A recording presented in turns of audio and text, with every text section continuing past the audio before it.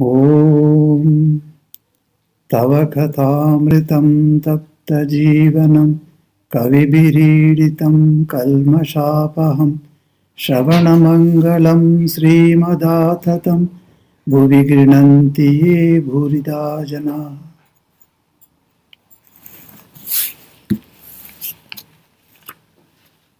The Gospel of Sri Ramakrishna, Chapter 2. In the company of devotees. March 11, 1882. About 8 o'clock in the morning, Sri Ramakrishna went as planned to Balaram Bose house in Calcutta. It was the day of Dol Yatra. Ram, Manmohan, Rakhal, note is there, a beloved disciple of the master, later known as Swami Brahmananda, Nitya Gopal and other devotees were with him. M too came as bidden by the master. The devotees and the master sang and danced in a state of divine fervor. Several of them were in ecstatic mood. Nitya Gopal's chest glowed with the upsurge of emotion, and Rakhal lay on the floor in ecstasy, completely unconscious of the world. The master put his hand on Rakhal's chest and said, "Peace, be quiet." This was Rakhal's first experience of ecstasy.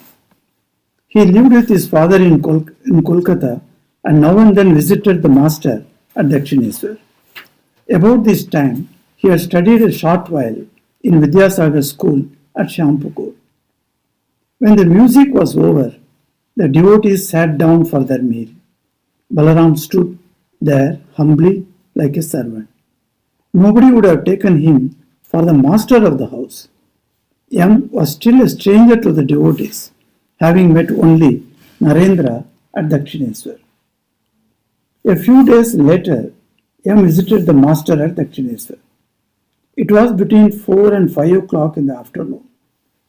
The master and he were sitting on the steps of the Shiva temples. Looking at the temple of Radhakanta across the courtyard, the master went into an ecstatic mood. Since his nephew Hriday's dismissal from the temple, Sri Ramakrishna had been living without an attendant. On account of his frequent spiritual moods, he could hardly take care of himself. The lack of an attendant caused him great inconvenience. Sri Ramakrishna was talking to Kali, the Divine Mother of the universe. He said, "Mother, everyone says my watch alone is right. The Christians, the Brahmos, the Hindus, the Muslims all say my religion alone is true. But, Mother, the fact is that nobody's watch is right. Who can truly understand thee? But if a man prays to thee with a yearning heart, he can reach thee through thy grace by any path. Mother, show me sometime how the Christians pray to thee in their churches." "But mother, what will people say if I go in? Suppose they make a fuss? Suppose they don't allow me to enter the Kali temple again? Well then, show me the Christian worship from the door of the church." Another day, the master was seated on the small couch in his room, with his usual beaming countenance. M arrived with Kali Krishna, who did not know where his friend M was taking him. He had only been told, "If you want to see a garage shop, then come with me. You will see a huge jar of wine there." M related this to Sri Ramakrishna, who laughed about it.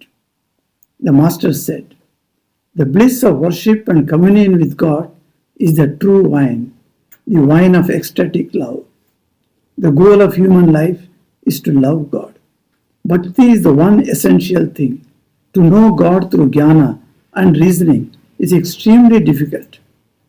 Then the master sang, "Who is there that can understand what Mother Kali is? Even the 6 darshanas are powerless to reveal her." The master said again, "The one goal of life is to cultivate love for God. The love that the milkmaids, the milkmen, and the cowherd boys of Vrindavan felt for Krishna. When Krishna went away to Mathura, the cowherds roamed about weeping bitterly because of their separation from him. Saying this, the master sang with his eyes turned upward. Just now I saw a youthful cowherd with a young calf in his arms. There he stood, by one hand holding the branch of a young tree. Where are you, brother Kanai? He cried. But Kanai scarcely could he utter. Ka was as much as he could say. He cried, Where are you, brother? And his eyes were filled with tears. When Yam heard the song of the masters, laden with love, his eyes were moist with tears. April 2nd, 1882. Sri Ramakrishna was sitting in the drawing room of Keshav Chandra Sen's house in Calcutta. It was 5 o'clock in the afternoon. When Keshav was told of his arrival, he came to the drawing room dressed to go out, for he was about to call on a sick friend. Now he cancelled his plan. The master said to him, You have so many things to attend to. Besides, you have to edit a newspaper. You have no time to come to Dakshineswar. So I have come to see you. When I heard of your illness, I vowed green coconut and sugar to the Divine Mother for your recovery. I said to her, Mother, if something happens to Keshav, with whom shall I talk in Calcutta? Sri Ramakrishna spoke to Pratap and other Brahma devotees. Yam was seated nearby. Pointing to him, the master said to Keshav, Will you please ask him why he doesn't come to Dakshineswar anymore? He repeatedly tells me he is not attached to his wife and children. Yam had been paying visits to the master for about a month. His absence for a time from Dakshineswar called forth this remark. Sri Ramakrishna asked Yam to write to him if his coming were delayed. Pandit Samadhyai was present. The Brahma devotees introduced him to Sri Ramakrishna as a scholar well versed in the Vedas and the other scriptures. The master said, Yes, I can see inside him through his eyes, as one can see the objects in a room through the glass door. Trailokya sang. Suddenly the master stood up and went into Samadhi, repeating the mother's name. Coming down a little to the plane of sense consciousness, he danced and sang. I drink no ordinary wine, but wine of everlasting bliss. As I repeat my mother Kali's name, it so intoxicates my mind that people take me to be drunk. First, my Guru gives molasses for the making of the wine. My longing is the ferment to transform it. Knowledge, the maker of the wine, prepares it for me then, and when it is done, my mind imbibes it from the bottle of the mantra. Taking the mother's name to make it pure, drink of this wine, says Ram Prasad, and the 4 fruits of life are yours. Ram Prasad, the note says, the author of the song. It is customary for writers of devotional songs in India to mention their names at the end of their songs. The 4 fruits of life, note says, Dharma, Artha, Kama and Moksha. Drink of this wine, says Ram Prasad, and the 4 fruits of life are yours. The master looked at Keshav tenderly, as if Keshav were his very own. He seemed to fear that Keshav might belong to someone else, that is to say, that he might become a worldly person. Looking at him, the master sang again. We are afraid to speak, and yet we are afraid to keep still. Our minds, O Radha, half believe that we are about to lose you. We tell you the secret that we know, the secret whereby we ourselves and others with our help have passed through many a time of peril. Now it all depends on you. Quoting the last part of the song, he said to Keshav, that is to say, renounce everything and call on God. He alone is real, all else is illusory. Without the realization of God, everything is futile. This is the great secret. The master sat down again and began to converse with the devotees. For a while, he listened to a piano recital, enjoyed it like a child. Then he was taken to the inner apartments where he was served with refreshments, and the ladies saluted him. As the master was leaving Keshav's house, the Brahma devotees accompanied him respectfully to his carriage.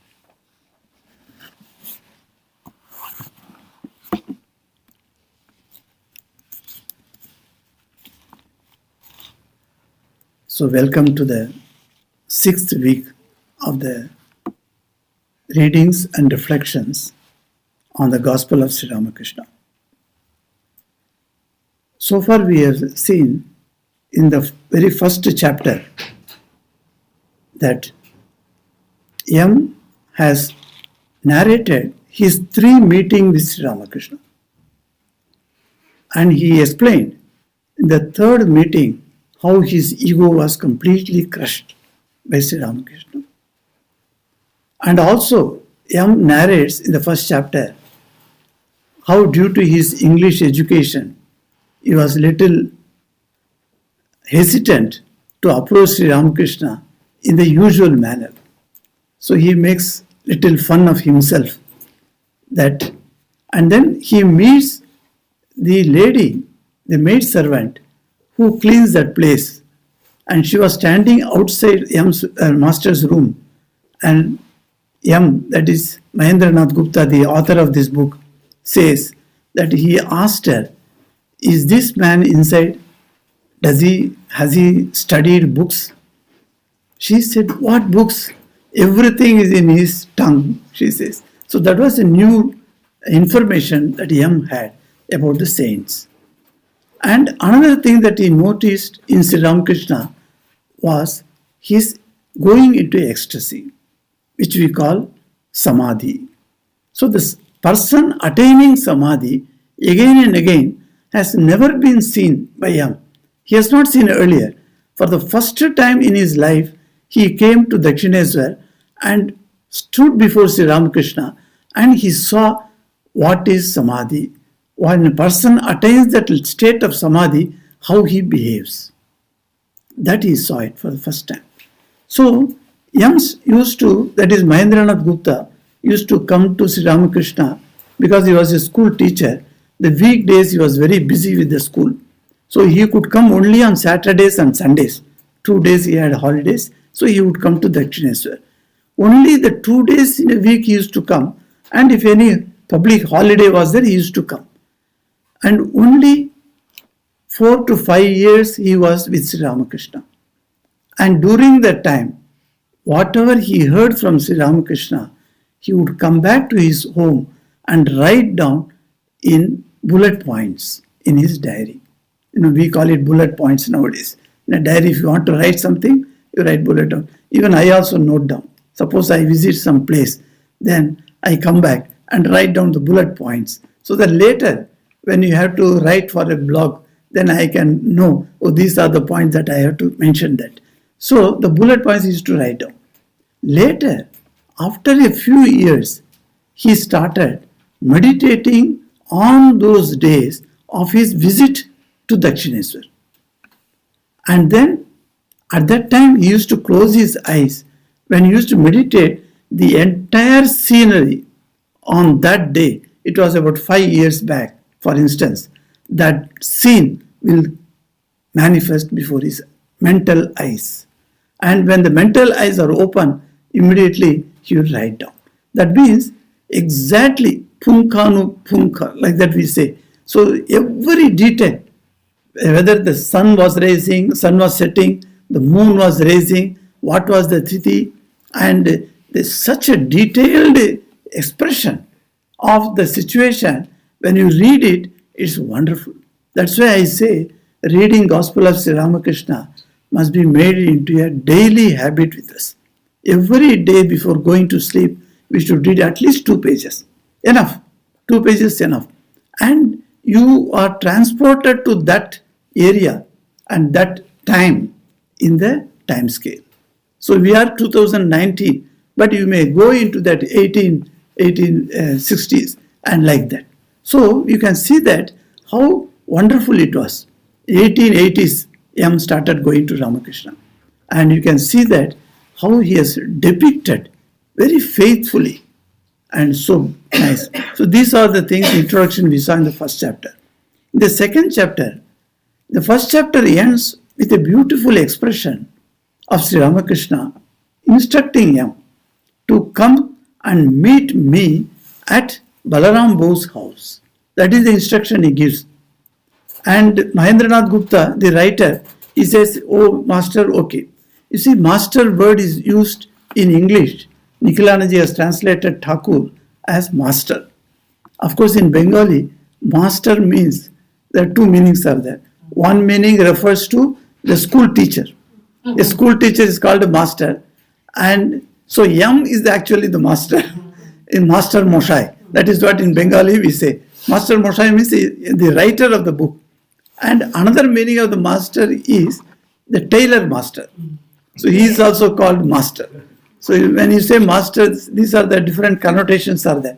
But in English, there was no problem. So for Americans, there is no such problem. So he straight away put Thakur or Bhagavan as master. And Yam, instead of putting him as a master, he used it as a Yam only. So when Yam is put, that Mahendranath Gupta, and master means Sri Ramakrishna. That we must understand. Many times, when Bengalis read the book in English and they say master means whether it is Master Moshai or the master Sri Ramakrishna, that doubt comes suddenly. So that should not be happening. So when we say master in this book's context, we mean Sri Ramakrishna. And to refer to the author, we will always say Yam. So it will be easier to understand in our. So what I was referring to is, the last time when Yam met Master told him, "Come and meet me at Balram Bose's house." Yam immediately agreed. "Okay, sir." Very obediently he said, "Okay, sir." And he went to the nearest to the gate of the Dakshineswar temple he went. And then he quietly came back. When he came back, he saw Sri Ramakrishna is singing and walking in that hall attached to Mother Kali's temple. There was a very dim light was burning. And in that, Yam could see from the distance, Master's one side is lighted, another side is shadow. It was such a wonderful scenery. He was looking at it. When he came near, Master looked at him. So he was surprised because he took leave and went away. Suddenly he has come back. So he was surprised, said, "What's the matter?" Like that he looked at him. He said, "Sir, one doubt is there." "What is that?" "I think Balram Bose is a very rich man of Calcutta, and I doubt whether I will be allowed to enter the house. So I will come and meet you here itself. So I won't go to that place." That's also in English education's result. Unless you are invited, you will not enter a house. Once I was traveling in South Africa with one devotee. The devotee was driving the car. I was sitting next to him. And while traveling like this, you see, like that we say it's a Kavan, Navan, like that it comes, Suppose somebody says, "Oh, this is Navan." So I know some devotee is staying in Navan. I said, "Take the car to the devotee's house." Like that I say. So like that I told in one place. So this is called Westville. So I told, "Hey, the Westville, that devotee used to come, take the car now to his house." Then the driving seater, that devotee is telling me, "No, Maharaj, in South Africa we don't do like that. We must take an appointment. Then only we can go. Just like that you can't dash in." I said, "Yeah, I never knew that, because in Ranchi, whenever we used to take our vehicle, we just used to dash into, and then go. We don't give pre-information that I'm coming like that. So in India, we don't need to do that. But outside, you have to do that. It's because of English education. English education turns us in many ways, you see. That is how Yam represents here in the gospel. So he told him, "I will come and meet you here. That's better." Then Sri Ramakrishna says, "No, you will come and meet me there. If anybody stops you, tell take my name. That's how beautiful it is. I think this instruction is very necessary for us. Anywhere you want to go, you want to leave your home and go to any place, take my name. That I remember immediately. So you take his name, and everywhere the doors will be open to you. No one will say that the doors are closed to you. From this, we have to learn this way. So, philosophically, if you take it this way, then I feel very happy. Yes, I take the Master's name, and no door can be closed to me. Anywhere I am welcome. So, Yam came, and understanding Master's instruction, Yam came. He was allowed inside the house, and he went and sat. Now, after coming to Balram's house, he saw some other strange things which he has never witnessed. In his third visit to Sri Ramakrishna at Dakshineswar, he was very much surprised at one type of incident. What was that he surprised at? Of course, he was surprised at Master's ecstasy, samadhi. But more than that, he was surprised Master was not at all serious. A man who goes into samadhi, muhurmuhu, again and again. He was like a child and playing with these young boys like Naren, Rakal, and these boys was playing. And he was making so merriment. And Yam could not believe that. You know, when you think a monk means, or a Paramahansa, means he stays in a higher state. And he must be very, very serious. He doesn't even smile at. But here he finds he's making fun with these boys. So that completely changed Yam's outlook of Master. How this Paramahansa is so nice like this. So that was the great shock for him, you know, cultural shock, I should say. Because he has been seeing some monks or some highly level people in that way, very serious. Here he finds Ramakrishna is very simple and he's making merry and he's talking to them and making fun of Yam also. He said Yam, he compared Yam with the peacock. When you give peacock, you know, the drug at the particular time, next day it will come at the particular time exactly to take another dose. And that is what he says. So Yam started coming to Dakshineswar and he compared Yam as a peacock because he has got the dose now, so he will be coming every time. Like that he made fun of him. So with all that, that is one thing.